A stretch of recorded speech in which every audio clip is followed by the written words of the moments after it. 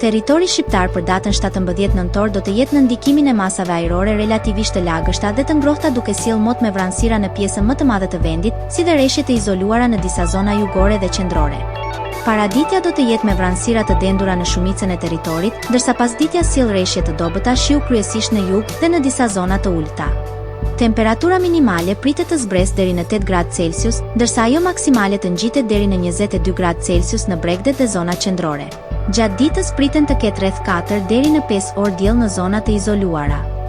Era do të fryjë mesatare nga drejtimi jugor me shpejtësi 4 deri në 6 metra për sekond, ndërsa në zonat bregdetare mund të arrijë deri në 7 metra për sekond. Deti do të ketë dallgëzim mesatar rreth 2 ballë. Indeksi ultraviolet për Tiranën më 17 nëntor 2025 pritet të jetë i ulët rreth 2. Sipas burimeve astronomike, lindja e diellit në Tiranë më 17 nëntor do të jetë në orën 6:24, ndërsa perëndimi në orën 16:27 minuta.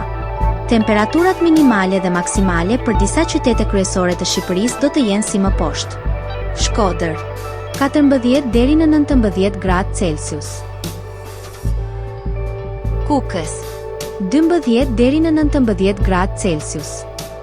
Peshkopi 12 deri në 18 gradë Celsius. Tiranë 17 deri në 21 gradë Celsius. Durrës 14 deri në 22 gradë Celsius. Kavaj 14 deri në 21 gradë Celsius.